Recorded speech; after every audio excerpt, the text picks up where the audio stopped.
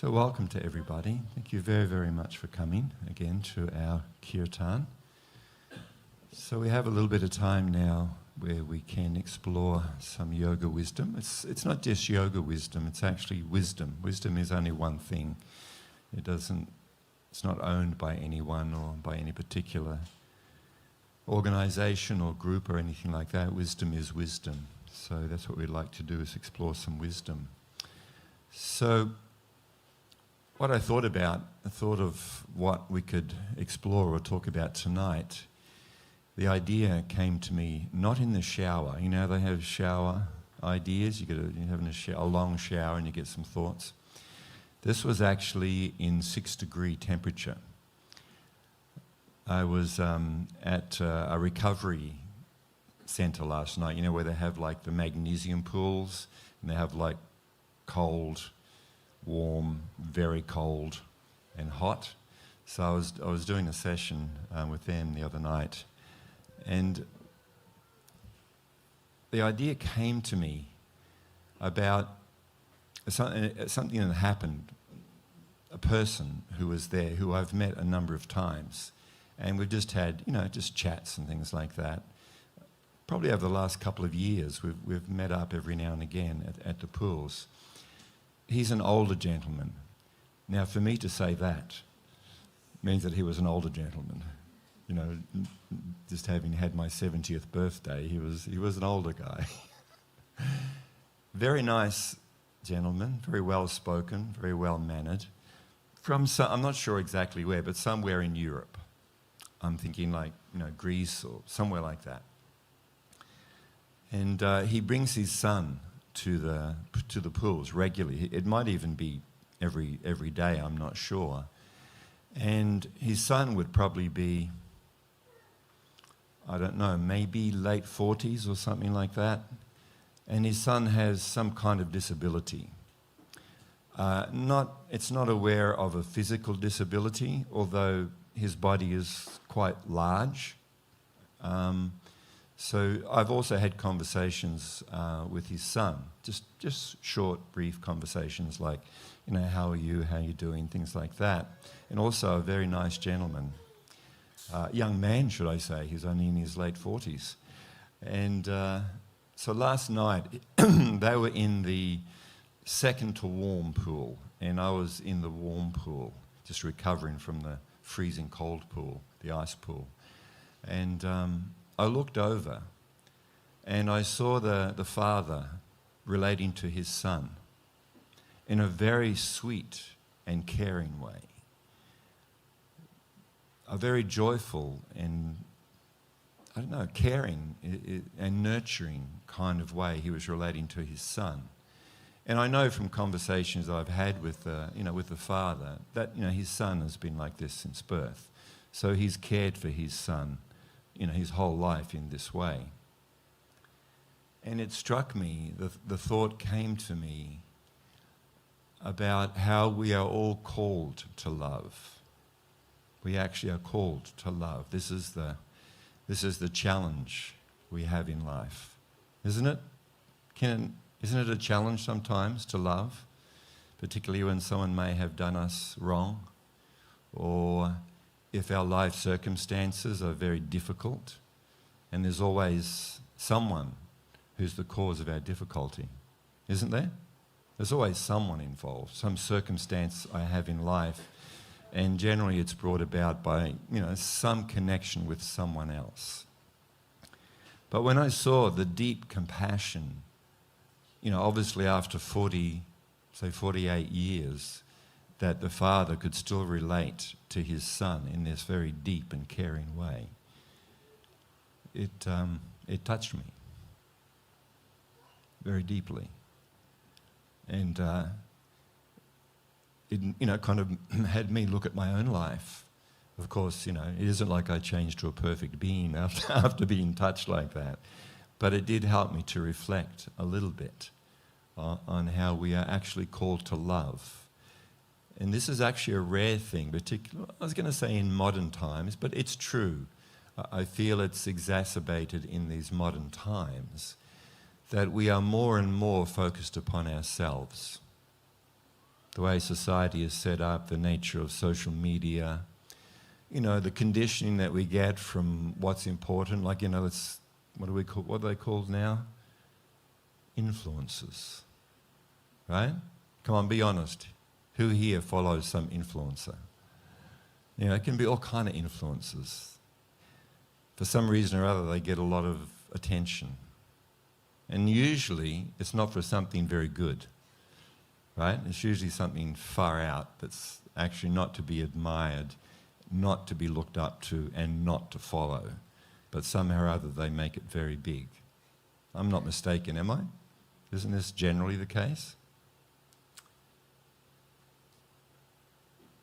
So yeah, apparently these influencers have a big influence on many people, and what they see as their goal in life, what we focus on, what we see as being important, and generally it's all about me. Now I'm generalizing. Like obviously no one in this room is like that. We're talking about others, not ourselves. No, we know we're talking about ourselves as well. The paradox spiritually is that the more we focus on ourselves and what I want and fulfilling my desires and getting what I want, the less happy a person is. That is a paradox. In other words, it seems to be, well, it is contradictory. Surely if I focus on myself, on what I want, surely that is what will make me happy. And that surely must be the goal of life, is to get what I want, isn't it? Who thinks that's the goal of life? No one's going to put their hand up after that introduction, right? So it also brought to mind some teachings from Christ, to Lord Jesus Christ, and from the Holy Bible. And I just grabbed a couple that I thought I'd read that really bring this home. Now, I know for some of us, perhaps because of some experience we've had in life, maybe some upbringing, or maybe somebody we might have met. I know there were people who, the Bible, I'm not sure if I'm on board with that. Some people are like that these days, like I said, for various reasons. But if we actually look at what is being taught, if we actually just consider the words and the wisdom that is being shared to us, then this is what we should do, rather than, connecting it with some experience we may have had in our life with someone or something. So let me grab my glasses.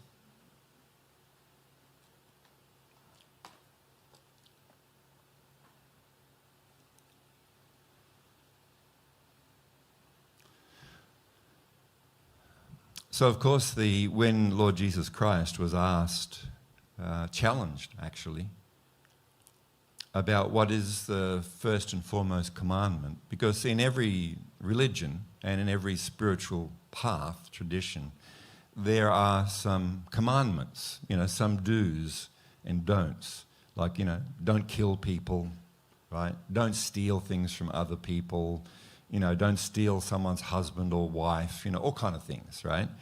Just so that we can actually have a chance of growing spiritually, growing closer to God. So there are many, many of these do's and don'ts in the Christian tradition, in the Islamic tradition, in the Sanatana Dharma tradition, in all traditions. So when Christ was challenged about this, out of all of the commandments, the 10, there's not just 10, there's many, many others to be found in the Torah as it was at the time, and also the New Testament, which came later. So when Christ was asked this question, what is the first of all the commandments? So Christ replied, "Thou shalt love the Lord thy God with all thy heart, with all thy soul, and with all thy mind. This is the first and great commandment. And the second is like unto it. Thou shalt love thy neighbor as thyself. So out of all the things that Christ could have said, this is what he chose to say. This is actually the key to our success in life, and this is how we can actually become happy in life. I'll come back to this a little bit later, but just reflect on the order in which Christ said this commandment. First, thou shalt love the Lord thy God with all thy heart, with all thy soul, and with all thy mind. This is the first in the hierarchy of importance. First is that. This is the first and great commandment. And the second, which flows from the first, is like unto it, that thou shalt love thy neighbour as much as they care for thyself. So then we come to some other very wonderful teachings that are there in the Bible. Bible just means book. So that's why it's referred to as the Holy Bible, the sacred. So some of you may be familiar with this first one if you've been to a wedding. Sometimes this particular quote is said at a wedding. Because weddings are about love, aren't they? Love is patient and kind. Love does not envy or boast. It is not arrogant or rude. It does not insist on its own way. It is not irritable or resentful. It does not rejoice at wrongdoing, but rejoices with the truth. Love bears all things, believes all things, hopes all things, endures all things. And it goes on, this is another portion. If anyone says, I love God, and hates his brother, he is a liar. For he does not love his brother. For he who does not love his brother, whom he sees, cannot love God whom he has not seen. And this commandment we have from him. Whoever loves God must also love his brother. Beloved, let us love one another, for love is from God. And whoever loves has been born of God and knows God. Anyone who does not love does not know God, because God is love. But if anyone has the world's goods and sees his brother in need, yet closes his heart against him, how does God's love abide in him? So we are called to love.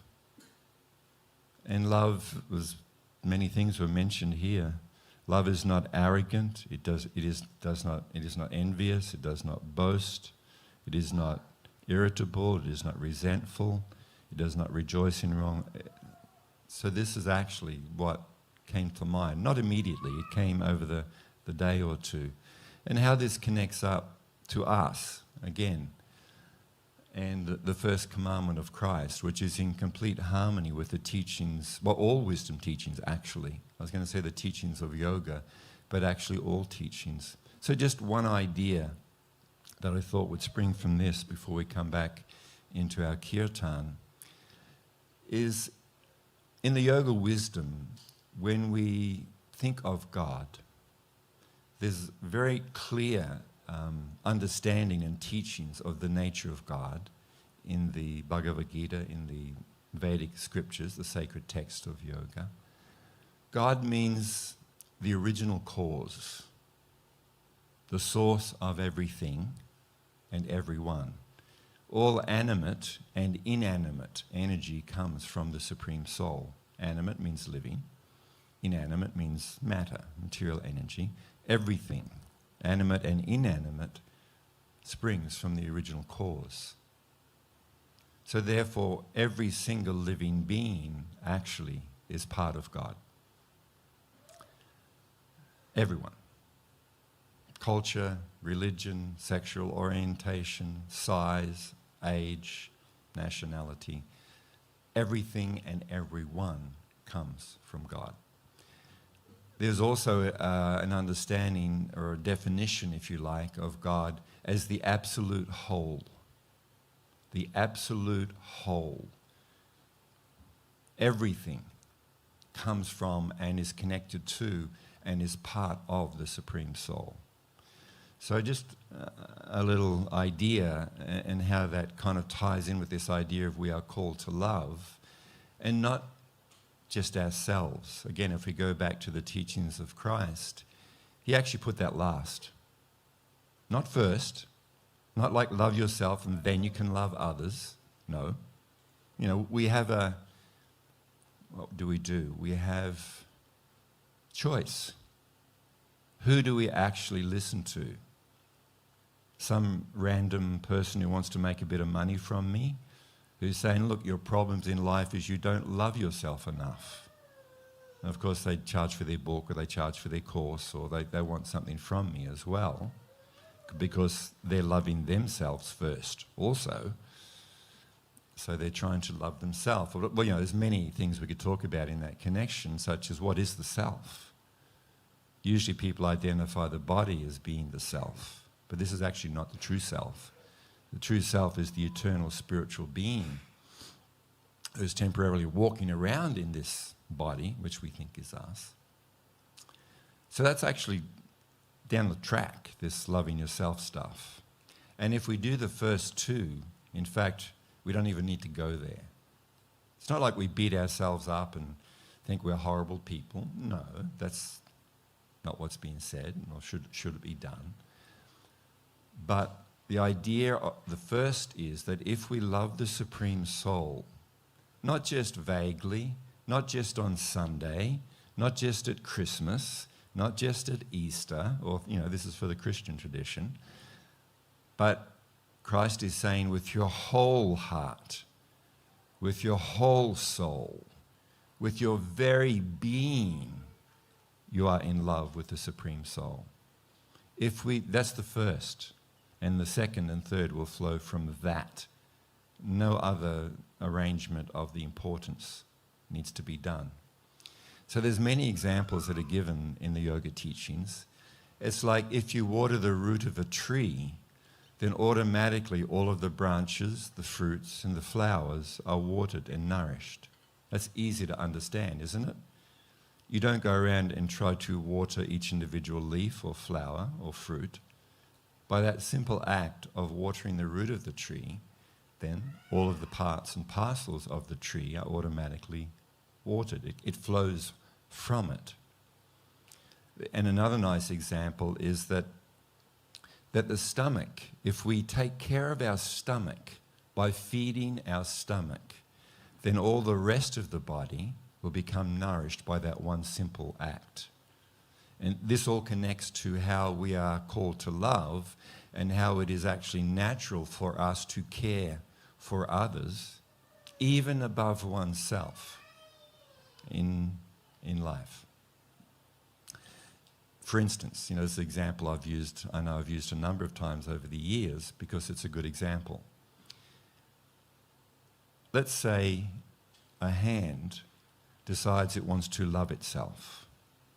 A hand has been to a seminar where it's told, the whole problem, hand, is that you don't love yourself. And if you love yourself, then all things will happen from there. So the hand decides, bugger it. What I've been doing my whole life is serving the stomach. Why should I serve the stomach? Why should I not look after myself first? So this thought came into the hand. So the next time that the person was making a smoothie, the hand thought, I'm going to enjoy this because I do most of the work. The hand has to pick up the fruit. It has to put the almond milk into the blender. It's got to turn the blender on. It's got to put the cacao, the ceremonial cacao into the blender.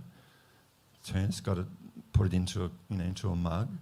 And then the hand usually picks the mug up and gives it to the mouth. And then the mouth gives it to the stomach. Well, what's the hand getting out of it? Right? The hand's not getting anything personally out of it. So I was thinking, no, bugger it. I'll enjoy the smoothie. So that, if they go through the motion of making the smoothie, then the hand just goes, yeah, I'm not going to give it to the mouth. I'm not going to serve someone else. How can I be happy if I serve someone else? So it just kind of squishes around in the smoothie, enjoying the smoothie. So this is analogous to us. We try to be the independent enjoyer, independent of our relationship with the Supreme Soul, and independent of our relationship with everyone else. We focus on ourselves. I'm just speaking generally here. And we all have varying degrees or elements of this, of course, if we're a little introspective.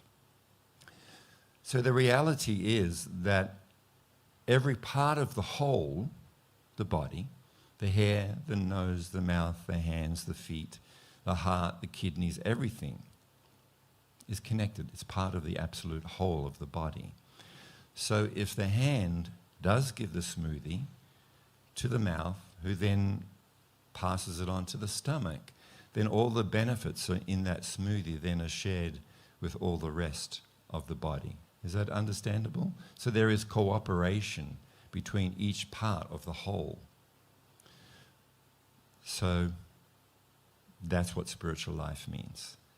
That means we actually engage in those activities which uncover or cultivate our love for the absolute whole, for the stomach, for the root, or whatever analogy we'd like to use.